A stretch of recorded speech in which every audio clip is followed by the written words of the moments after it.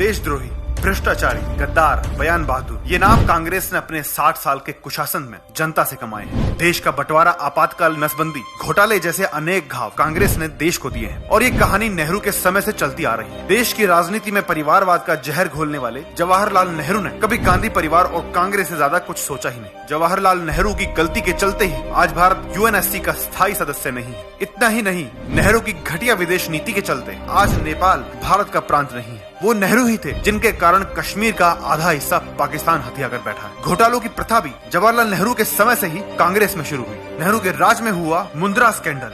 1957 में कलकत्ता के उद्योगपति हरिदास मुंद्रा ने सरकारी इंश्योरेंस कंपनी LIC के जरिए अपनी 6 कंपनियों में 12 करोड़ 40 लाख रुपए का निवेश कराया था और सत्ताधारी कांग्रेस हाथ पर हाथ धरे बैठी रही। जवाहरलाल नेहरू के बाद सत्ता में आई इंदिरा गांधी, जिन्होंने आपातकाल से लेकर घोटालों तक हर जगह भारत की छवि गिराई। इंदिरा गांधी के समय नागरवाला और मारुति घोटाला हुआ, जिसमें संजय गांधी को कार बनाने का लाइसेंस मिला था, पर कंपनी को टैक्स के नाम पर इंदिरा गांधी सरकार से जो छूट मिल रही थी, कंपनी के पास उस छूट के लिए जरूरी कागज तक नहीं थे। घोटालों की इस कड़ी में भारत के पूर्व प्रधानमंत्री राजीव गांधी भी पीछे कहाँ थे। जैसे कांग्रेस में रीत चली आई, इंदिरा की मौत के बाद बेटे को सत्ता दे दी गई। राजीव ने भी उस समय देश के सबसे बड़े बोफोर्स घोटाले करके न सिर्फ देश की छवि खराब की, बल्कि भारतीय सेना की सुरक्षा के साथ खिलवाड़ तक किया। अब उसी कड़ी को आगे बढ़ा रहे हैं सोनिया गांधी और राहुल गांधी, जिनके हाथ नेशनल हेराल्ड केस में लिप्त थे। सोनिया ने तो सेना के नाम अगस्ता वेस्टलैंड हेलीकॉप्टर तक नहीं छोड़ा। मौज मस्ती, छुट्टियां, बयानबाजी और घोटाले, ये 4 चीज कांग्रेस के डीएनए में है। परिवार से कोई भी गद्दी पर बैठे इन 4 चीजों में परिपक्व मिलेगा।